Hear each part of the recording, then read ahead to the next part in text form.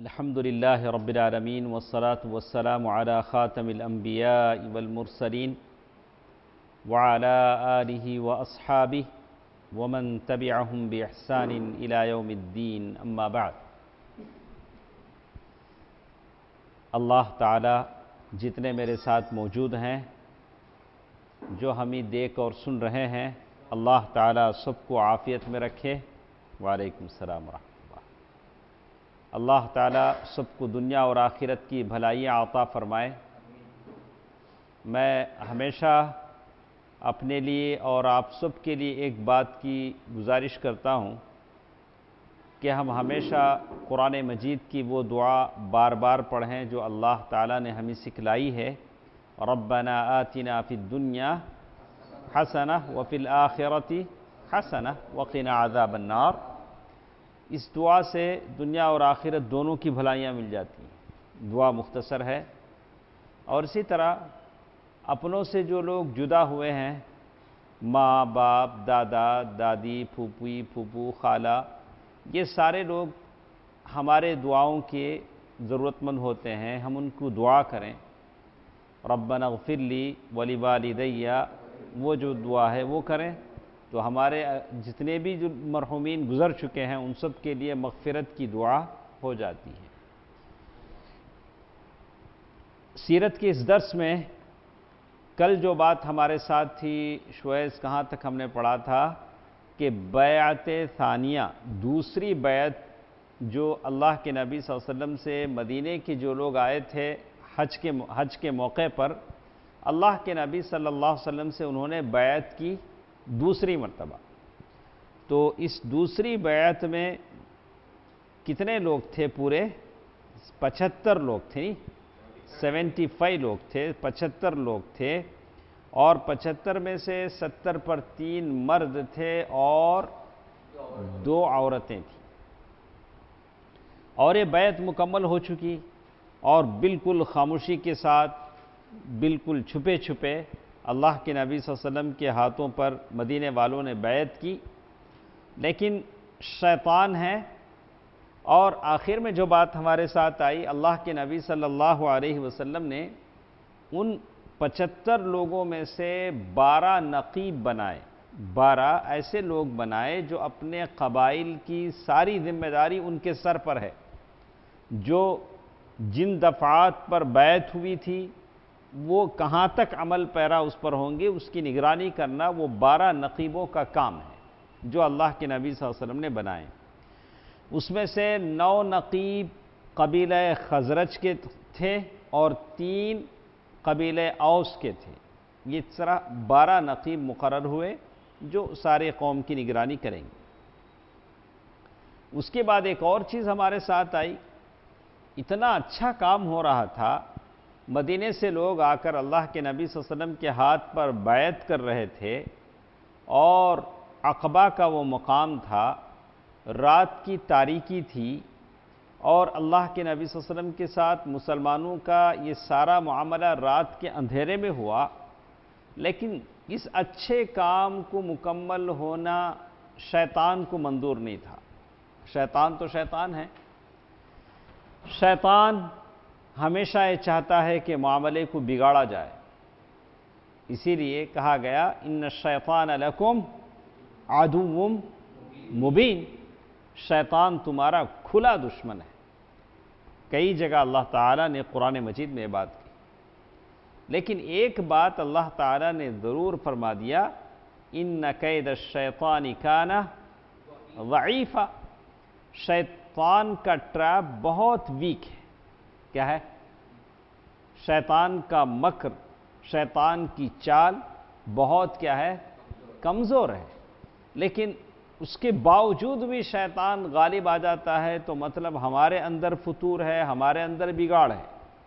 اللہ نے جب کہہ دیا کہ شیطان کا ٹریپ، شیطان کا شکنجہ، شیطان کا جال، شیطان کا مکر کمزور ہے تو شیطان پھر بھی ہم کو فجر میں سلا دیتا ہے.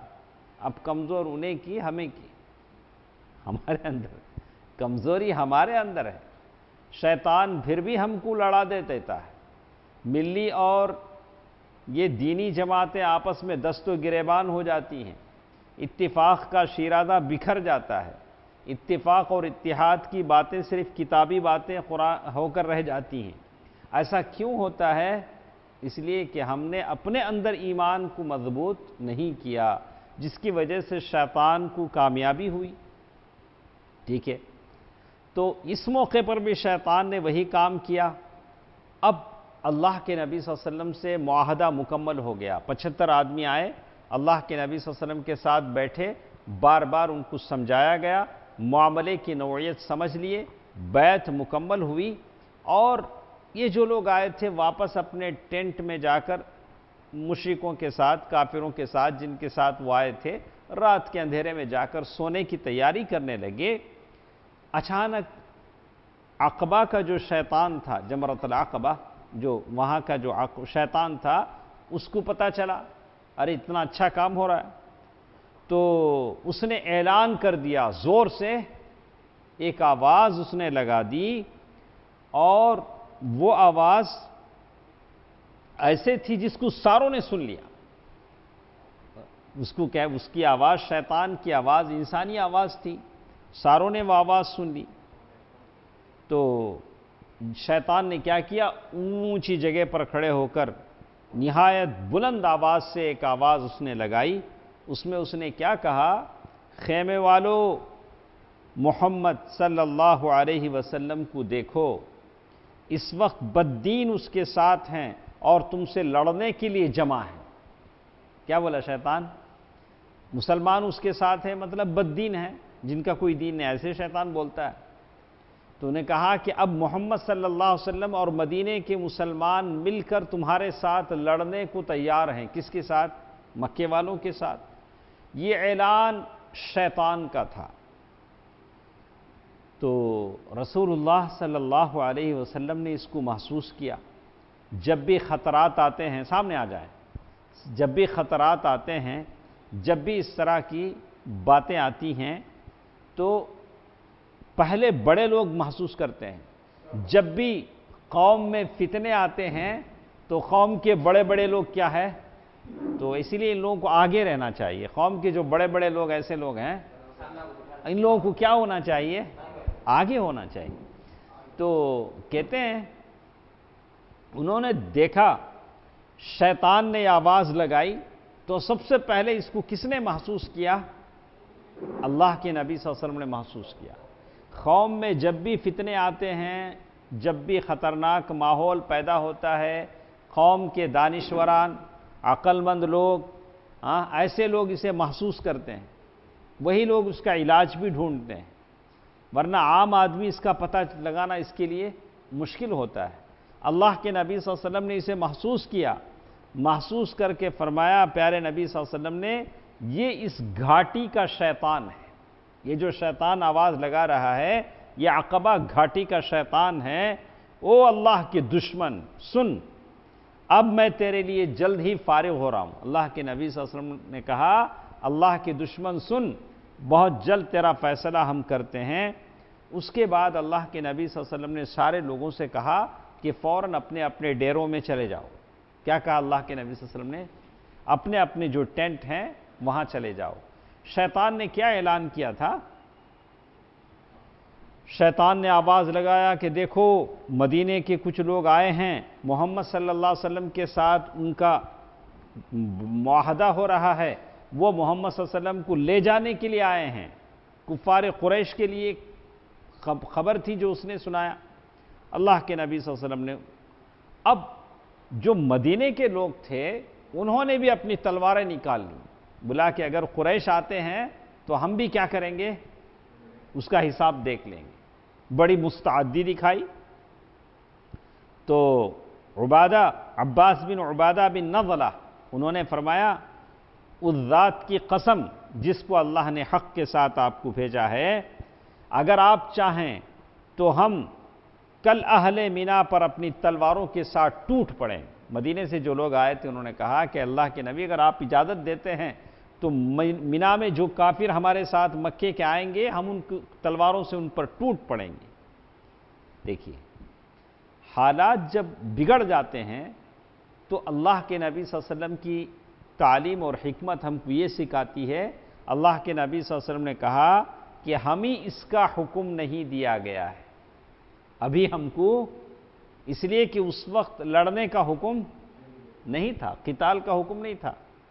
بعد میں کہا کتب علیکم القتال وہو کرہ لکم وعسى ان تکرہوا شیئا وہو خیر لکم، بعد میں قتال کا حکم ہوا۔ اللہ کے نبی صلی اللہ علیہ وسلم فرمایا کہ ہمیں اس بات کا حکم نہیں دیا گیا، کیا کرو بس آپ لوگ اپنے ڈیروں میں چلے جائیں۔ اس کے بعد جا کر لوگ سو گئے، اپنے اپنے ڈیروں میں جا کر سو گئے۔ صبح ہوئی، اور صبح ہوئی تو کیسے بھی خبر کسے معلوم ہو گئی تھی؟ مکے کے قریش کو معلوم ہو گئی تھی، اور بات بھی بہت بڑی تھی، ان کو معاملے کی نزاکت کا احساس تھا۔ اگر مدینے والے جو آئے ہیں حج پر، اگر محمد صلی اللہ علیہ وسلم کو لے کر اپنے ساتھ جاتے ہیں تو ہوگا یہ کہ ایک طاقت مسلمانوں کی بن جائے گی، پھر وہ لوگ ہم سے لڑیں گے، قتال کریں گے، اور پھر اسی طرح ایک معاملہ چلتا رہے گا۔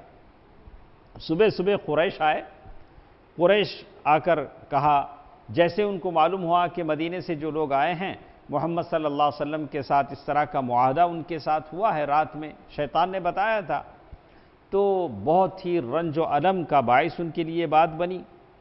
تو وہ لوگ آئے، آ کر کہا خزرج کے لوگوں، انصار کے جو لوگ آئے تھے ان سے کہا، مدینے سے جو لوگ آئے تھے خزرج کے لوگوں، ہمیں معلوم ہوا ہے کہ آپ لوگ ہمارے اس صاحب کو، کس صاحب کو؟ محمد صلی اللہ علیہ وسلم کو ہمارے درمیان سے نکال لے جانے کے لیے آئے ہیں۔ یہ بات رات میں کس نے بتایا تھا؟ شیطان نے بتایا تھا۔ اور ہم سے جنگ کرنے کے لیے محمد کے ہاتھ پر بیعت کر رہے ہیں۔ تو لیکن مسئلہ یہ تھا کہ خزرج کے جو لوگ تھے مشرک، ان میں سے کسی کو پتہ نہیں تھا، اس لیے کہ مسلمان رات میں کیسے نکلے تھے؟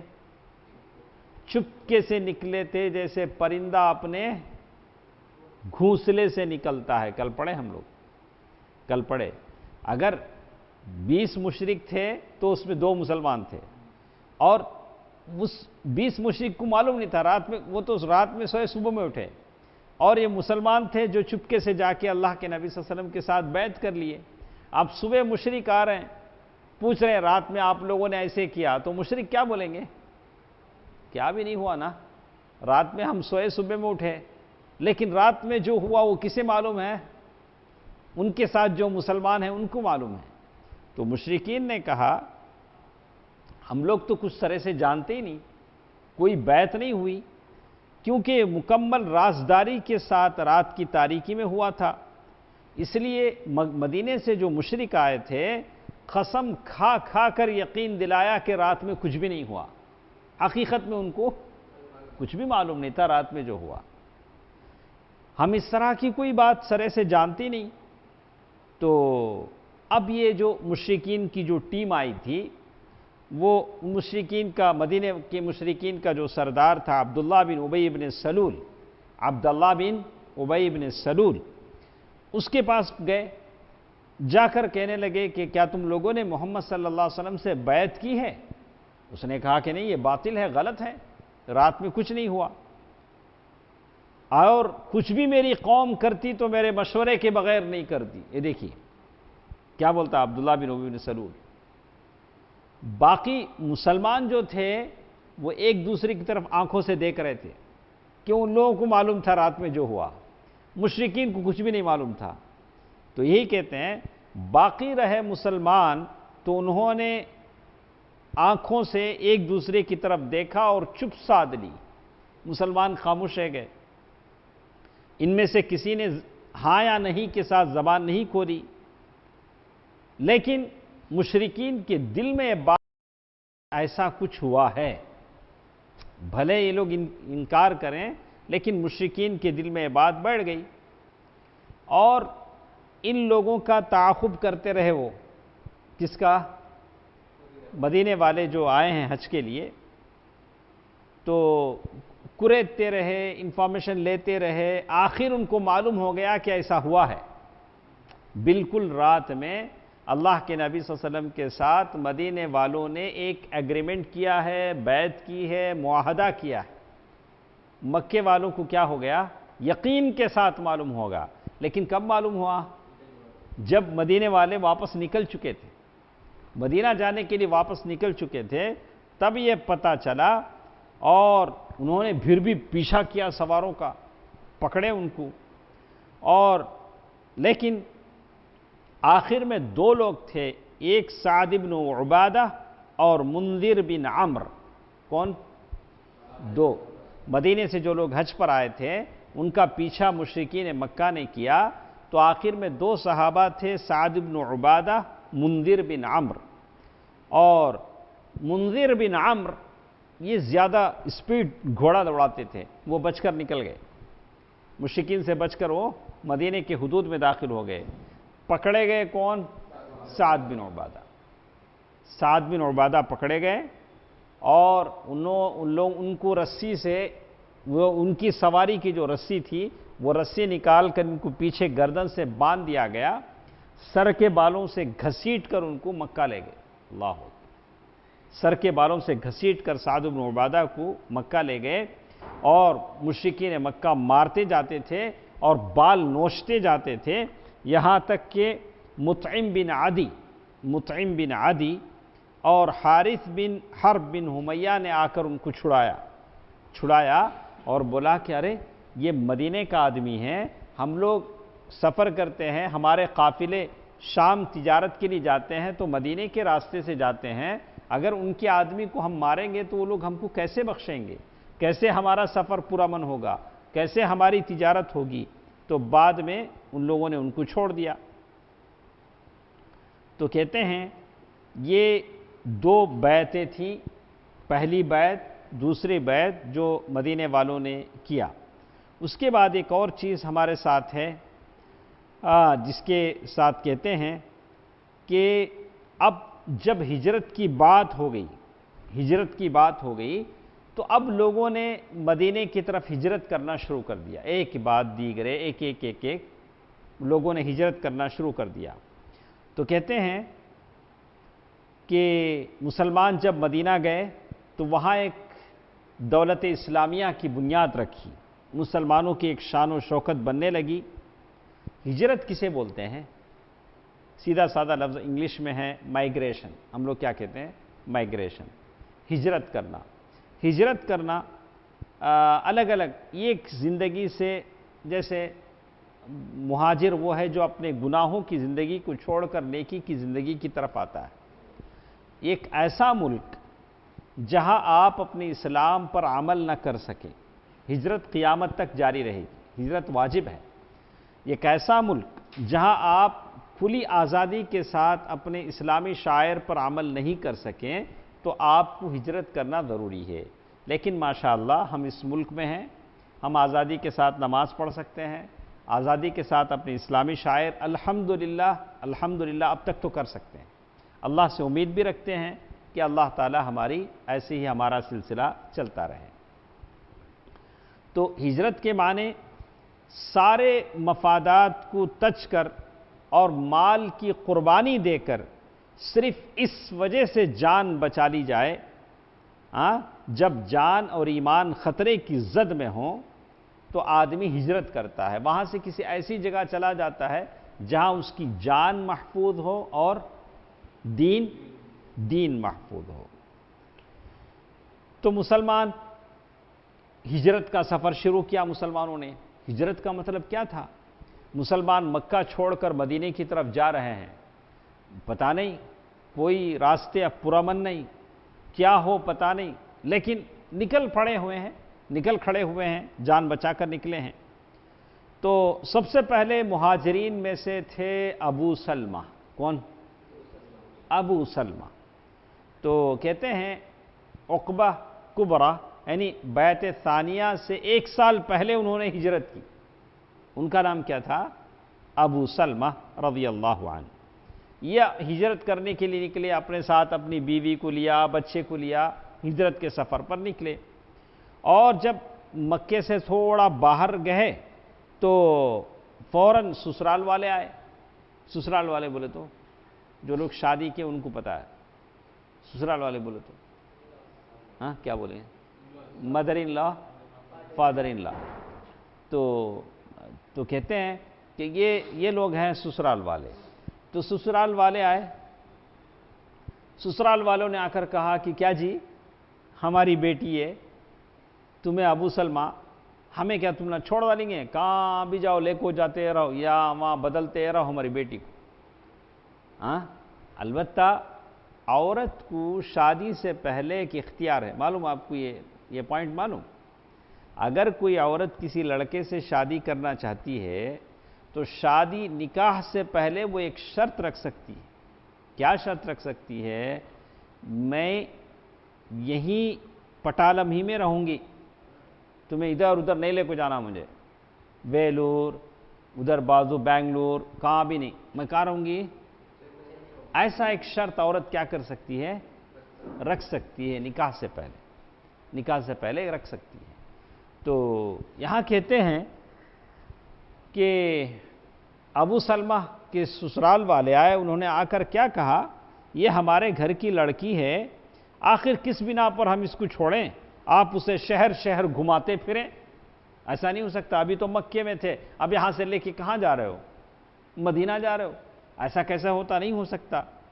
تو انہوں نے بیوی چھین لی. ابو سلمہ سے کیا کیا, بیوی کو چھین لی. اب ابو سلمہ کے گھر والوں کو غصہ آیا, ابو سلمہ کا بیٹا گود میں تھا, تو انہوں نے کہا کہ تم نے ابو سلمہ سے بیوی چھین لی تو ہمارے بچے کو ہم ام سلمہ کے پاس ہم رہنے نہیں دیں گے. تو انہوں نے کہا کہ اچھا ایسا کیا کہ گود سے بچہ چھین لیا. کن لوگوں نے؟ ابو سلمہ کے گھر والوں نے. اچھا یہ چھوٹے بچے کے چھیننے میں انہوں نے چھینا, ہاتھ نکل گیا بچے کا. سمجھتے ہیں کیا حال ہو؟ بولا کہ بچے کا ہاتھ نکل گیا. وہ کہتے ہیں تو دونوں فریق نے اس بچے کو اپنی اپنی طرف کھینچا جس سے اس کا ہاتھ اکھڑ گیا. کتاب کی عبارت, میں نے نہیں کہا, ٹیکسٹ ہے. ہاتھ اکھڑ گیا. اور ابو سلمہ کھڑے ہیں, ابو سلمہ کھڑے ہیں, بیوی چلے گئی, بچے کو ان کے گھر والے لے گئے. اب اکیلے آدمی سفر کر رہے ہیں. ابو سلمہ اکیلے آدمی سفر کر رہے ہیں, بچے بھی نہیں, بچہ بھی نہیں, بیوی بھی نہیں. اور ام سلمہ کا حال یہ ہے کہ وہ اسپاٹ, وہ جگہ جہاں وہ اپنے شوہر اور بچے سے جدا ہوئی تھی, وہاں روزانہ آتی ہیں. ابطح اس کا جگہ کا نام کیا, ابطح. وہاں روزانہ پہنچتی ہیں, صبح سے شام تک دھوپ میں بیٹھ کے روتی رہتی. کون؟ ابو سلمہ کی بیوی. کہتے ہیں اسی حالت میں 1 سال گزر گیا. اسی طرح 1 سال گزر گیا. آخر لوگوں نے دیکھا کہ ارے اس عورت کو ہم کیوں رلائیں, 1 سال سے رو رہی ہے. تو ان لوگوں نے کیا کیا, ترس کھا کر اس عورت کو بھیج دیا. بولا کہ تم جا سکتی ہو اپنے شوہر ابو سلمہ کے پاس جا سکتی ہو, جیسے انہوں نے کہا.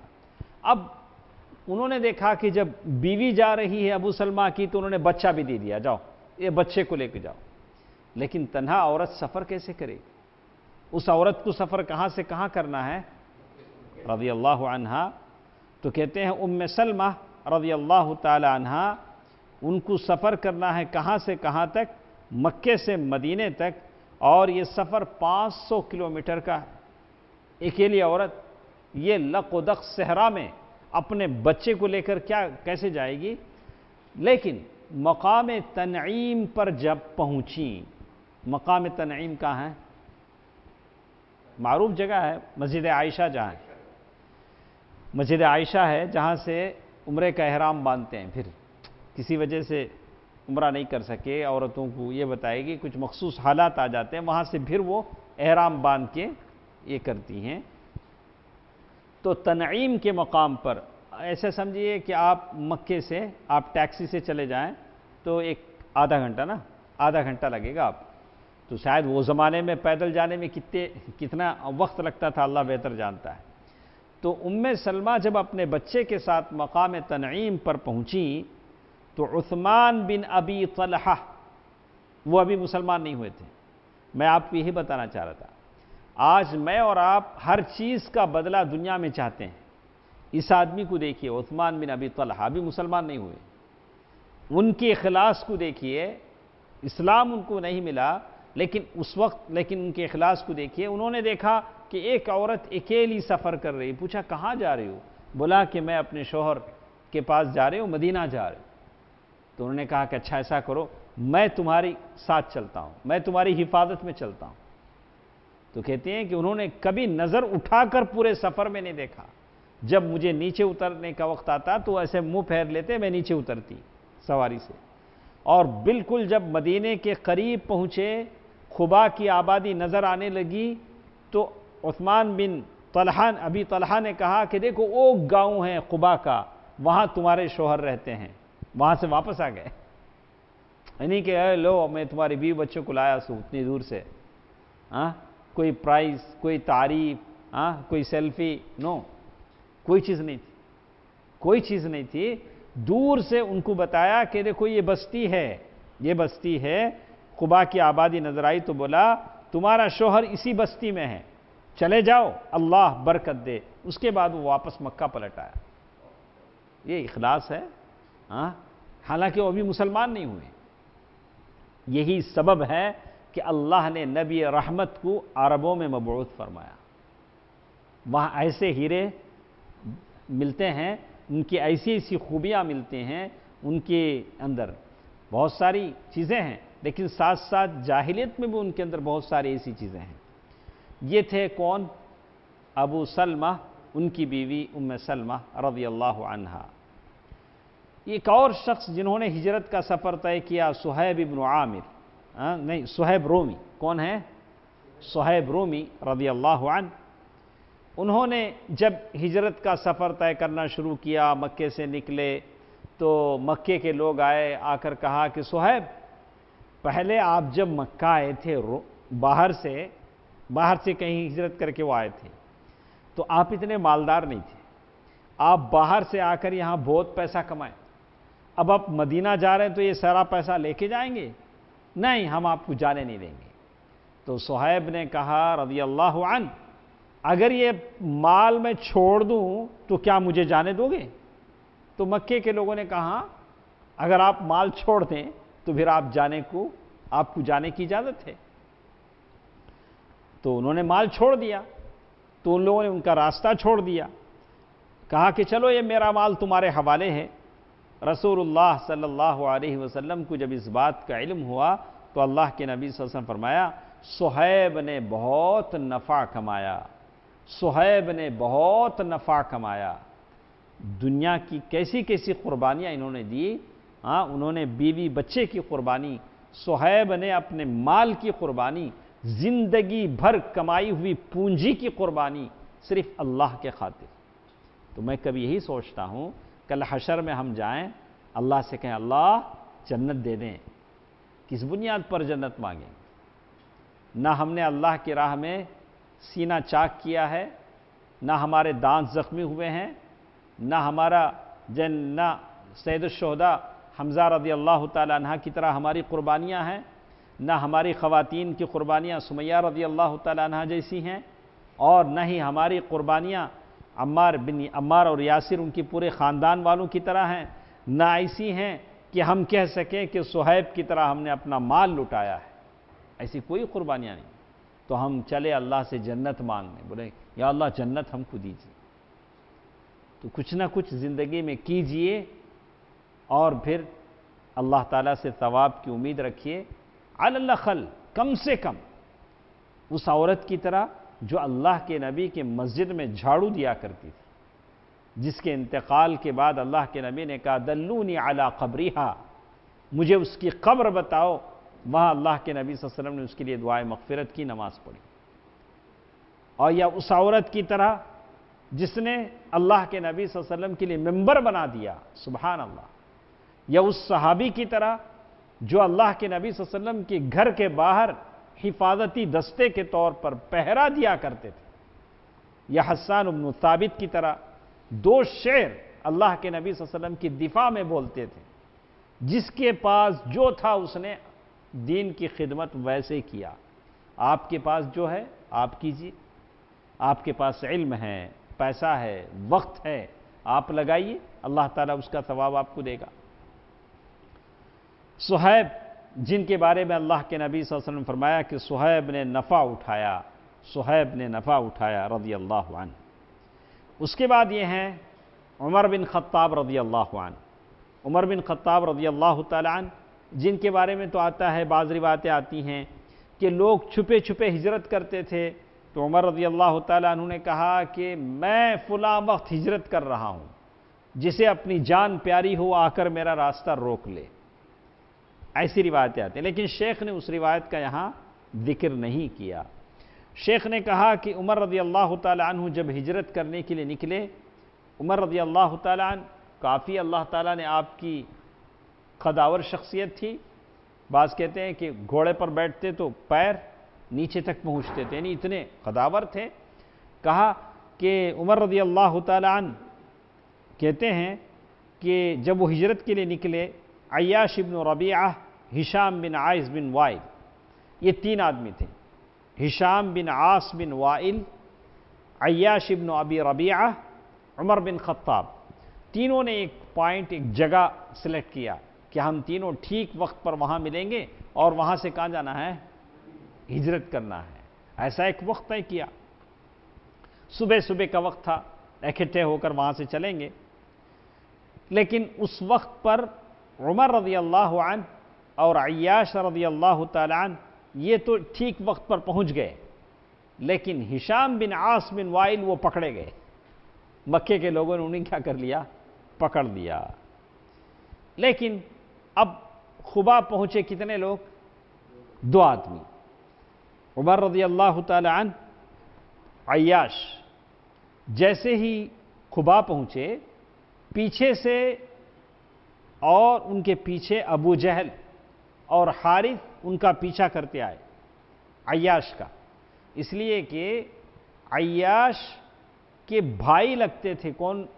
ابو جہل اور حارث، وہ دونوں پیچھے سے آئے، آ کر بیٹھ گئے عیاش کے سامنے۔ کا عیاش، امی سر پہ تیل نہیں لگاتے ہیں، امی دھوپ میں کھڑی ہیں، امی پانی نہیں پیتی ہیں، کیا کرو؟ کیا کرو؟ تم مدینے سے واپس کیا ہو جاؤ، پھر مکہ واپس آ جاؤ۔ دیکھیے کیسے کیسے کام کرتے ہیں۔ تو عمر رضی اللہ تعالیٰ عنہ نے محسوس کیا، عمر رضی اللہ تعالیٰ عنہ نے کہا کہ عیاش، بڑی محنتوں سے ہجرت کر کے آئے ہو، یہ ابو جہل ہے، اس کے باتوں میں مت آؤ۔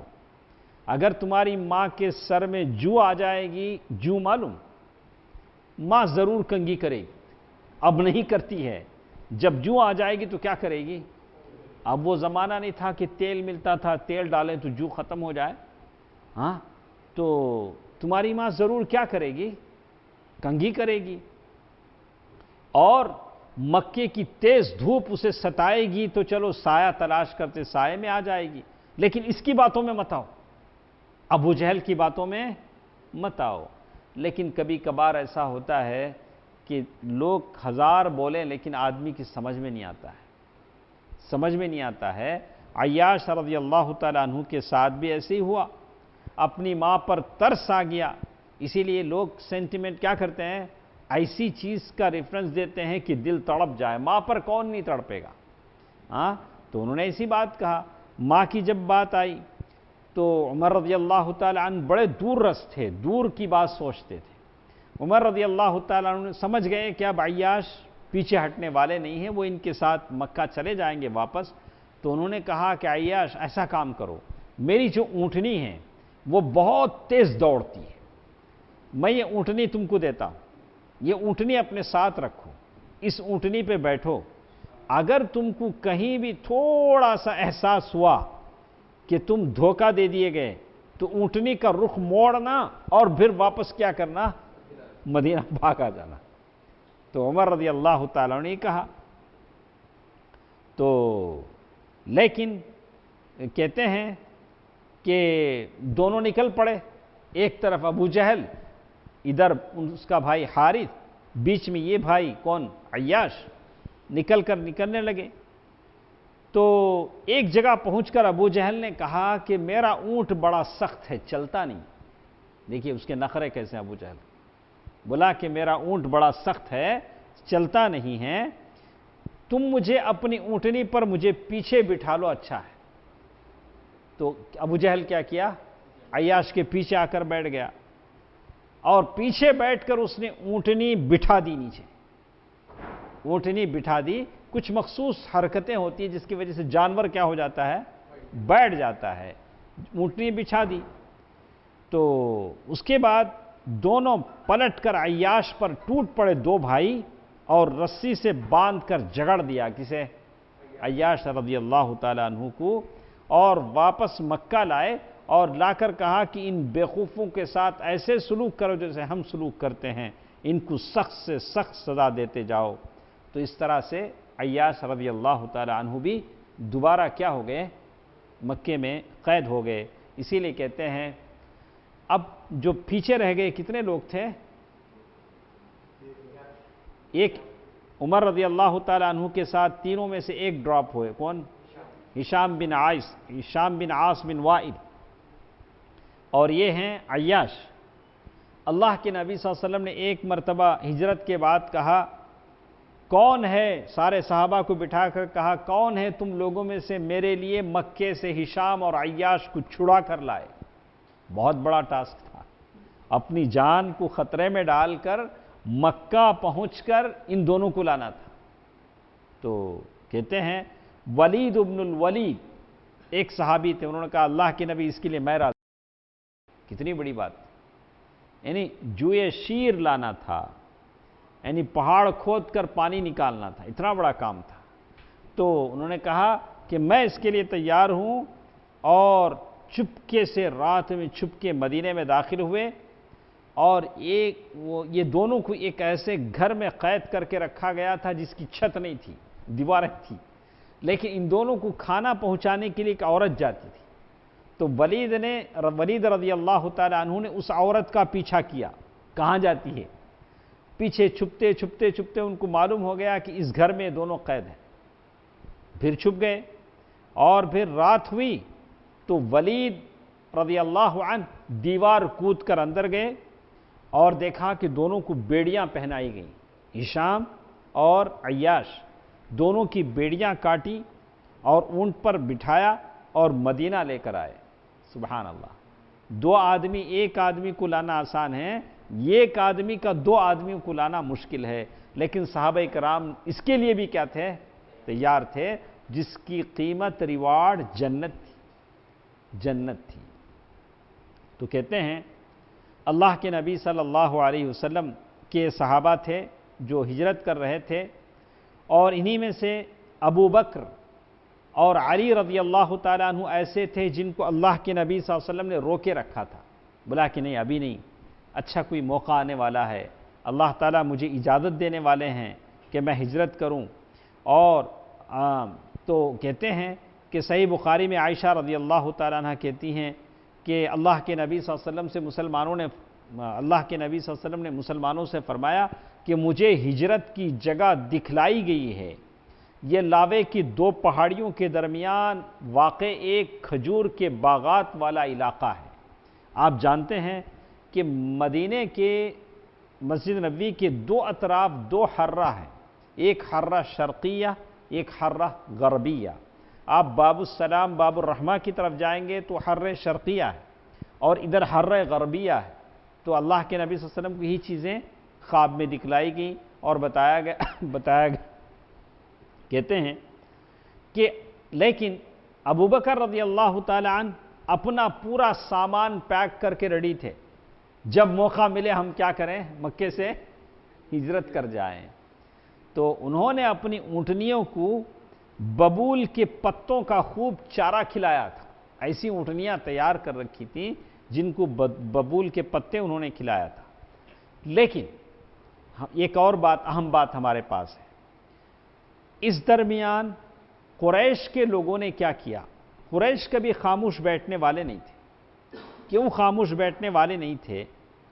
وہ لوگ دیکھ رہے تھے کہ صحابہ کرام تیار ہو کر نکل گئے، ایک ایک تیار ہو کر نکل جا رہے ہیں، اور بال بچوں مال کچھ لوگ لے کر اوس اور خزرج کے علاقے میں پہنچے ہیں، اور ایسا بھی تھا ان کو معلوم تھا کہ اللہ کے نبی صلی اللہ علیہ وسلم مدینے میں چلے جائیں گے تو ایک قیادت بن جائے گی، ایک سلطنت بن جائے گی، اور اوس اور خزرج کے پاس جنگی صلاحیتیں موجود تھیں، اور اس قبیلے میں ایسے ایسے لوگ تھے جو غور و فکر کرنے کی طاقت رکھتے تھے، اور مکے کے لوگوں کو یہ بھی احساس تھا کہ شام کو جو تجارتی قبیلے شام ملک شام جو جاتے ہیں وہ مدینہ ہو کر جاتے ہیں، اگر مدینے والوں سے ہماری دشمنی ہو گئی تو ہمارے قافلے کا آنا جانا بند ہو جائے گا، ہماری تجارت بند ہو جائے گی۔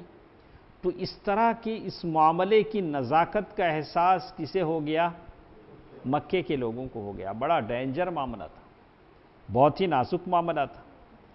تو کہتے ہیں ایسے حالات میں کیا کیا جائے؟ تو مشرکین سارے کے سارے دار الندوہ میں جمع ہوئے۔ مکے میں ایک تھا کمیونٹی ہال، کیا بولیں گے اسے دار الندوہ کو؟ ایک ہال تھا، ایک جگہ تھی، آج بھی ہے وہ جگہ۔ آپ جب کدھر سے جائیں گے تو آج بھی جہاں زمزم بھرا جاتا تھا اس کے پیچھے والے علاقے میں آج بھی دار الندوہ وہاں ہیں جہاں لوگ بیٹھتے ہیں۔ اور ہاں اسی طرح وہ جگہ جہاں